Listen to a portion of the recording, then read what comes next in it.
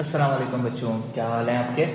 अच्छा बच्चों, आज की डेरिवेशन के अंदर हम लोग जो डेरिवेशन करने वाले हैं वो है beta is equals to 3 alpha. यानी कि ये है रिलेशनशिप बिटवीन वॉल्यूमेट्रिक एक्सपेंशन और लीनियर एक्सपेंशन। हमें तो पता है कि अल्फा किसे कहते थे, लीनियर एक्सपेंशन को। जिसने नहीं देखा जाकर हमारी लास्ट वीडियो चेक करो, जिसमें हम लोग ने डेरिवेशन करी है लीनियर एक्सपेंशन की और वॉल्यूमेट्रिक एक्सपेंशन की, क्योंकि उससे आपको बड़ी हेल्प मिलने वाली है। तो यहाँ पर beta is equal to 3 alpha, और बच्चों को आजकल बहुत मुश्किल आई हुई है, क्योंकि हमारे पास मॉडल पेपर के अंदर आ गई है ये वाली इक्वेशन, और इस साल के लिए इंपॉर्टेंट भी है। लेकिन हमारी बुक के अंदर beta is equal to 3 alpha की कोई भी डेरिवेशन मौजूद नहीं है। और जहाँ से भी नोट्स वगैरह के अंदर से हमें ये वाली इक्वेशन मिल रही है वो बड़ी मुश्किल सी लग रही है और समझ में नहीं आ रही कैसे करेंगे। तो मैं कोशिश करूँगा आज इसको बहुत आसानी से और बहुत आसान सॉल्यूशन से इसे सॉल्व कराएं कि आपको ये समझ में भी आ जाए और आपके मार्क्स भी पूरे आए, क्योंकि ये आनी है लॉन्ग के अंदर। तो बेटा चलो इसको स्टार्ट करते हैं। अच्छा, अब मैंने इसके अंदर जो है ना दोनों लिख दिए हैं। और भी तरीके से पूछी जा सकती है। देखो, ये पूछा जा सकता है कि प्रूव करके दिखाओ बीटा बराबर होता है 3 अल्फा के। ये पूछा जा सकता है प्रूव करके दिखाओ कि अल्फा बराबर होता है 1/3 बीटा के। बहुत सिंपल है, 3 यहाँ पे मल्टीप्लाई, नीचे जाके डिवाइड हो गया, तो अल्फा इक्वल टू 1/3 बीटा हो गया। अच्छा, ये सवाल में ऐसे भी पूछ सकता है what is the relation between linear expansion and volumetric expansion, यानी कि अल्फा और बीटा के अंदर रिलेशन क्या है। तो वो यही रिलेशन है। तो हमारे से सवाल 2-3 तरीके से पूछा जा सकता है, तो घबराना नहीं है। बोला मैं तो सीख के आया हूँ, मुझे तो सब कुछ आता है। तो बस हम लोगों को इसकी डेरिवेशन करनी है। तो चलो बच्चों स्टार्ट करते हैं। देखो, मैं आपसे कुछ सिनेरियो पूछूंगा, अगर आपको वो समझ में आते हैं तो ये करना बच्चों वाली बात है। मुझे एक बात बताओ, वॉल्यूम का फॉर्मूला क्या होता है। वॉल्यूम का फॉर्मूला होता है length multiply by breath multiply by height. बहुत सिंपल सिंपल वाला मैंने पूछा, वो होता है लेंथ ब्रेथ और हाइट। अगर चाहो तो हमने स्मॉल अल्फाबेट से लिखें तो इसका बी भी स्मॉल लिख लो, लेंथ ब्रेथ और हाइट। तो मैं आपको बहुत सिंपल सी बात बताऊँ, अगर मैं इसको वॉल्यूम 1 कर दूँ तो ये क्या बन जाएगा, ये L1 हो जाएगा, ये B1 हो जाएगा और ये H1 हो जाएगा। सिंपल है कि नहीं है। हाई लिख दिया मैंने, H1 हो जाएगा। अच्छा, दूसरी बात बताओ, अगर मैं इसको V2 कर दूँ तो क्या होगा।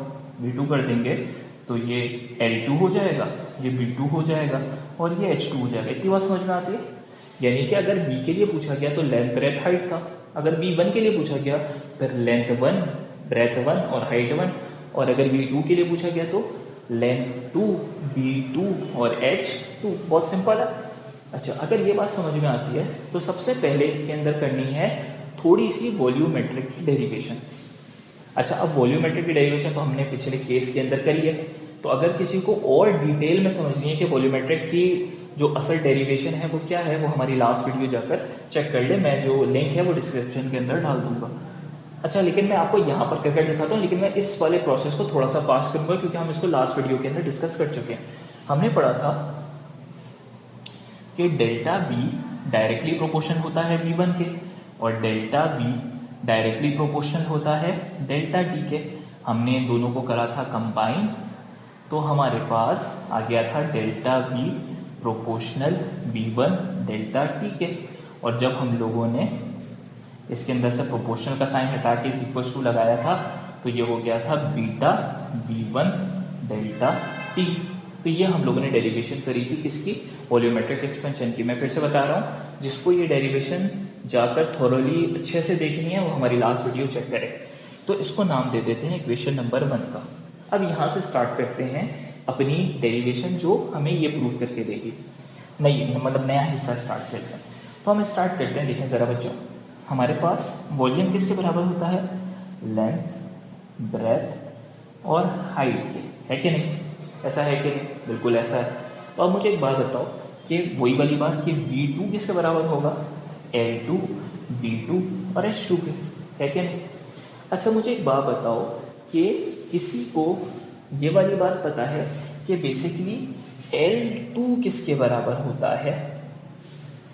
L2 बराबर होता है L1 1 प्लस का अल्फा डेल्टा टी। बोलो सर ये कहाँ से आ गया। अच्छा, ये मैंने आपको लीनियर एक्सपेंशन की डेरिवेशन में बताया नहीं है क्यों नहीं बताया? क्योंकि आपको डेरिवेशन में मांगा नहीं, आपकी डेरिवेशन में फाइनल आंसर ये है, तो कोई नई चीज़ उठा के डेरिवेशन में नहीं दी जा सकती। लेकिन क्योंकि ये इसमें लग रहा है तो मुझे थोड़ा बहुत बताना पड़ेगा। तो याद करो हमारी लीनियर एक्सपेंशन की डेरिवेशन क्या थी। हमने लास्ट में प्रूव किया था डेल्टा एल बराबर होता है अल्फा L1 डेल्टा टी के। मैं आपको थोड़ी सी बता रहा हूँ ये, तो आपको पता चल जाएगा ये आया कहाँ। उन्होंने बोला सर ने ऐसे ही चिपका दिया कि L2 बराबर होता है L1 1 plus alpha delta T के। तो मैं आपको बता देता हूँ कैसा आया। ज़रा देखो, डेल्टा एल का क्या मतलब होगा? जैसे डेल्टा बी होता है BF माइनस वी आई, जैसे डेल्टा डी होता है D2 माइनस D1, यानी बड़े में से छोटे को माइनस कर दो। तो डेल्टा एल क्या होगा? सिंपल L2 माइनस L1, और बाकी जो कुछ जैसा है उसको वैसा ही लिख दो। अब मुझे एक बात बताओ, ये L1 यहाँ पे क्या कर रहा है? माइनस, तो वहाँ जाके क्या करेगा? प्लस करेगा। तो L2 किसके बराबर हो जाएगा? L1 plus alpha L1 delta T. L1 इधर माइनस था तो वहाँ जाके प्लस हो गया। आगे क्या करते हैं? L2 को ऐसे लिखते हैं, L1 एक बार बीच में प्लस, क्या करें? कॉमन ले लेते हैं, तो कॉमन ले लेते हैं। तो यहाँ पे बच जाएगा 1 प्लस का एल्फा डेल्टा टी। तो आ गया, छुपाया तो नहीं था सर ने। L2 किसके बराबर है? L1 1 प्लस का एल्फा डेल्टा टी के बराबर होता है। तो सर इसको नोट डाउन करना है सबसे पहले, क्योंकि मैं जो हूँ ये डेरिवेशन रब करने वाला हूँ, क्योंकि यहाँ पर इसका कोई काम नहीं है, या इसको चलो थोड़ी देर रहने देते हैं। अब मुझे एक बात बताओ, ये जो लेंथ है L2, ये एक लेंथ है, और ब्रेथ क्या होती है? ब्रेथ भी तो किस्म की लेंथ ही है। यानी मान लो कि एक चेयर है या फिर एक टेबल है, मैं आपसे कहूँ इसकी ये वाली लेंथ 5 सेंटीमीटर है, 5 मीटर है। अच्छा, इसकी ये वाली लेंथ, जबकि ये ब्रेथ है, लेकिन मैं कहता हूँ इसकी ये वाली लेंथ 2 मीटर है।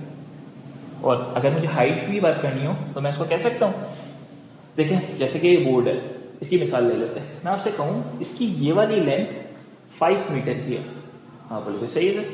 मैं बोलूँगा इसकी ये वाली लेंथ कितने की है? इसकी ये वाली लेंथ जो है वो 4 मीटर की है।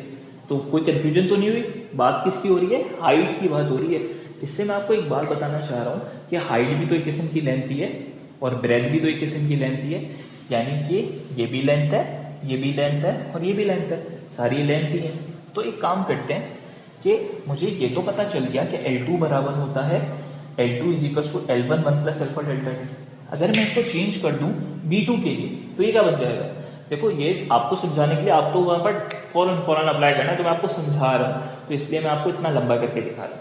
अगर ये B2 के लिए बनाऊँ तो क्या बन जाएगा?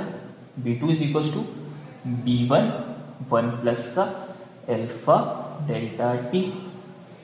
अच्छा, अगर मैं इसको H के लिए बनाऊँ तो ये बन जाएगा H2 is equal to H1 1 plus का अल्फा डेल्टा टी। बात समझ में आ गया? सारी लेंथ है, सिर्फ क्या चेंज हो रहा है? उनका अल्फाबेट चेंज हो रहा है, उनका वेरिएबल चेंज हो रहा है। तो वेरिएबल चेंज कर दो, क्या हो गया? L1 को B1 बुला सकते हैं, B1 को H1 बुला सकते हैं, हमारी मर्जी, हमारा जो दिल करेगा हम वो बुलाएंगे। तो ठीक है, तो L2 B2 H2 जरा से नोट डाउन कर लो, ताकि हम जो है वो इसके अंदर अब इसको अप्लाई करें। तो आपको पता चल गया। आप वीडियो पॉज करें और देख लें कि L2 बराबर है L1 1 plus alpha delta T. तो एक याद कर लो, दूसरे खुद ब खुद याद, तीसरी खुद ब खुद याद हो जाएगी। तो हमें सिंपल क्या करना है, इसे अप्लाई करना है। तो इसे अप्लाई करने के अंदर हम एक काम करते हैं, इसे अप्लाई करते हैं। V2 वैसे ही आ गया, L2 की जगह क्या आ जाएगा? L1 1 plus alpha delta T. तो B2 की जगह क्या आ जाएगा? B1 1 प्लस का अल्फा डेल्टा टी। और H2 की जगह क्या आ जाएगा? H1 1 प्लस का अल्फा डेल्टा टी। सिंपल है। अब जरा और से देखो, L1 B1 H1 तो अलग अलग है, लेकिन 1 plus alpha delta T 1 plus alpha delta T 1 plus alpha delta T, ये तो कुछ ऐसा दिख रहा है मुझे, A मल्टीप्लाई बाई A, तीन सेम चीज़ है, तो इनका मल्टीप्लाई क्या होगा? A क्यूब होगा, है क्या नहीं? बेसिस सेम तो पावर ऐड हो जाती है। तो एक काम करते हैं, यहाँ पर है V2, इनको साथ लिख लेते हैं, L1 multiply by B1 multiply by H1, और ये तीन एक जैसे हैं तो इसको लिख लेते हैं 1 प्लस का अल्फा डेल्टा टी का होल क्यूब। बात समझ में आ गई? 1 2 3, जैसे 1 2 3 A क्यूब, वैसे ये 1 2 3 1 प्लस का अल्फा डेल्टा टी का होल क्यूब। बहुत सिंपल है। वो मैंने मिटाया क्यों नहीं था अभी तक, क्योंकि मैं आपको देखना चाह रहा था कि V2 इज इक्वल टू, ये क्या आ गया, L1V1H1। अरे ये तो कहीं देखा है यहाँ पर, जब V था तो LBH था, जब V1 करा तो L1V1H1 बना था कि नहीं बना था। तो यहाँ पर L1V1H1 की जगह क्या पुट कर सकते हैं, V1 पुट कर सकते हैं। तो एक काम करते हैं, इस पूरे की जगह पे क्या पुट कर देते हैं, V1 पुट कर देते हैं, और बाकी तो वो वैसे ही है, 1 प्लस का अल्फा डेल्टा टी का होल क्यूब। बात समझ में आ गई। तो अब एक काम करते हैं, अब इस सारी चीज़ को यहाँ से हटा देते हैं, ठीक है। हमें अपनी डेरिवेशन थोड़ी सी आगे बढ़ानी है। अभी तक कोई मुश्किल तो नहीं है, सब कुछ आसान है, बहुत सिंपल सी है। आगे बढ़ाते हैं इसको। आगे बढ़ाने के लिए देखो यहाँ पर लिख रहा है 1 प्लस अल्फा डेल्टा टी। ये मुझे कुछ ऐसा दिख रहा है कि ये ए हिस्सा हो और ये बी हिस्सा हो, यानी ये कुछ a प्लस बी का होल क्यूब लग रहा है। कुछ याद आया? हाँ, फॉर्मूला क्या होता है, a प्लस बी का होल क्यूब किसके बराबर होता है, याद है? ये बराबर होता था a cube plus 3a square B plus का 3ab स्क्वायर प्लस का बी क्यूब है, सही होता। तो करते हैं इसको, 3a स्क्वायर बी प्लस का 3ab स्क्वायर प्लस का बी क्यूब, यही है हमारा फॉर्मूला। तो हम क्या करते हैं, अपनी इस फॉर्म को ट्रांसफर करते हैं अपने फॉर्मूले में। तो देखो यहाँ तो आ गया V2 और यहाँ पर आ गया V1।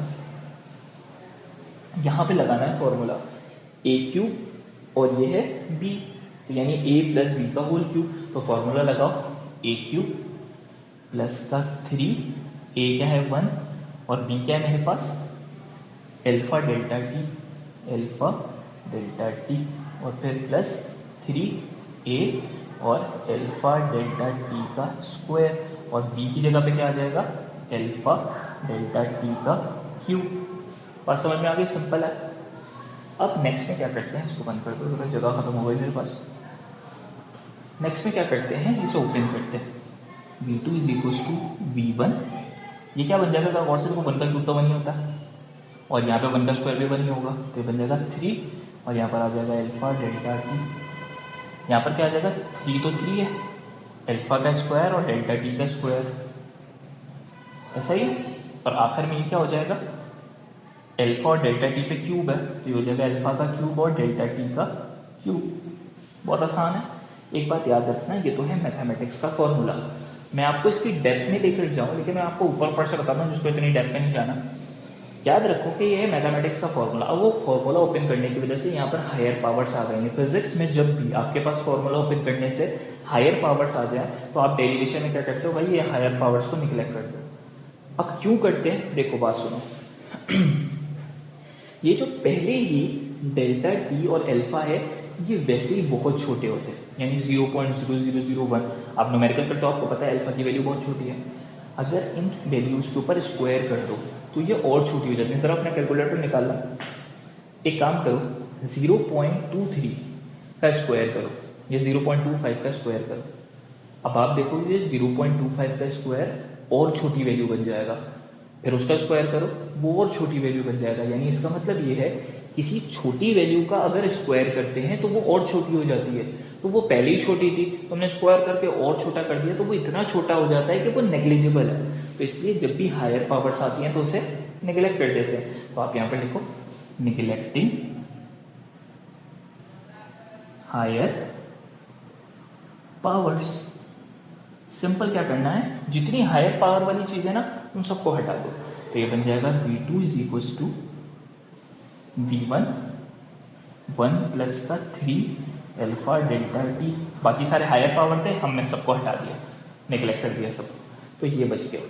अच्छा, अब मुझे एक बात बताओ, ये सारा कुछ तो कर लिया, मुझे कैसे पता चलेगा कहाँ तक जाना? तो जरा एक बात अपने जहन में रखना, यहाँ पे मैंने इक्वेशन 1 कैसे बनाया है, delta V is equal to delta beta V1 delta T, यानी इक्वेशन के एक साइड पे डेल्टा V लिखा हुआ है।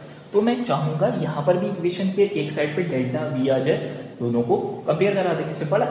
तो एक काम करते हैं, यहाँ पर डेल्टा V कैसे आएगा, देखो वही वाला प्रोसेस जो अभी तुमने L2 वाली डेरिवेशन में मैंने थोड़ा सा करा था ना, वही प्रोसेस रिवर्स में इधर करना।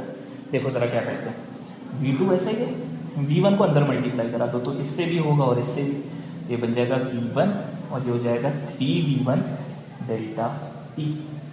अब V1 यहाँ पर प्लस का, इधर आके माइनस का, तो ये हो जाएगा V2 माइनस V1 और यहाँ पे क्या बच जाएगा 3V1 alpha delta T. V2 minus V1 किसके बराबर, डेल्टा V के बराबर, और ये बन गया 3V1 अल्फा डेल्टा पी के। इसको मान लो इक्वेशन बी। देखो ये भी डेल्टा वी के बराबर, ये भी है डेल्टा वी के बराबर, ये भी है, तो इसका मतलब तो ये हुआ कि ये और ये एक दूसरे के बराबर है।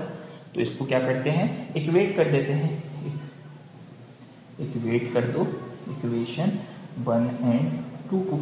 तो देखो क्या बन जाएगा, ये क्या है beta V1 delta T, beta V1 delta T, और वहां पर क्या है 3V1 अल्फा डेल्टा टी। जरा गौर से देखो, यहाँ पर भी डेल्टा टी, यहाँ पर भी डेल्टा टी, तो खत्म हो जाएंगे क्योंकि मल्टीप्लाई आ जाएगा डिवाइड। यहाँ पर भी V1, यहाँ पर भी V1, खत्म हो जाएंगे। तो बच गया क्या सिर्फ बीटा इज इक्वल टू, वहाँ पे बच गया 3 अल्फा। आ गया आंसर अपना, यही तो लाना था। और उसका वो दूसरा वाला आंसर कैसे आएगा, देखो यहाँ पर 3 डिवाइड मल्टीप्लाई हो रहा है, वहाँ जाके डिवाइड होगा, तो हम अगर उसको वहाँ पे भेजें तो बन जाएगा beta upon 3 is equal to alpha. और इससे आप ये भी तो कह सकते हो कि 1/3 beta is equal to alpha. ये आ गया हमारा दूसरा आंसर। तो इसके ये 2 से 3 आंसर हैं, beta is equal to 3 alpha, alpha is equal to 1/3 beta. ज़्यादा आपसे ज़्यादा बहुत मुश्किल में नहीं पूछेगा, लेकिन आपको आना चाहिए कि भाई इससे ये भी बन सकता है, इससे ये भी बन सकता है, क्योंकि ये जो है ये फर्स्ट ईयर की इक्वेशन थी, अब आपके पास डाल दी गई है, तो पूछा तो जा सकता है आपको चेक करने के लिए। तो ये भी है और ये भी है। और तीसरी बात क्या है हमारे पास, कि आपसे ये भी कह सकता है the relation between coefficient of linear expansion and coefficient of thermal expansion, तो beta is equal to 3 alpha. तो आपको आई थिंक सो बात समझ में आ गई होगी, बहुत सिंपल है। सबसे पहले वॉल्यूमेट्रिक की एक्सपेंशन, फिर V2 is equal to L2 B2 H2, L2 B2 H2 का डाला फॉर्मूला, सारे करे एक साइड पर, L1 B1 H1 वो आ गया B1, और ये सारे सेम थे तो क्यूब वाला आ गया, इसमें अप्लाई किया फॉर्मूला, हायर पावर निगलेक्टेड, यहाँ पर V2 P1 को इधर लाकर डेल्टा V बनाया, यहाँ पे भी डेल्टा V, वहाँ पर भी डेल्टा V, जब दोनों डेल्टा V बन जाए दोनों को इक्वेट कराया, आंसर आ गया सिंपल। तो कोई इतनी मुश्किल नहीं है। फिर भी अगर किसी को किसी भी चीज़ के अंदर कोई भी मुश्किल हो तो आप मुझे कमेंट सेक्शन में बता सकते हो, मैं इसके रिगार्डिंग कोई और वीडियो बनाकर अपलोड कर दूंगा आपके क्वेश्चन से रिलेटेड। ठीक है बेटा, नोट डाउन कर लें इसको।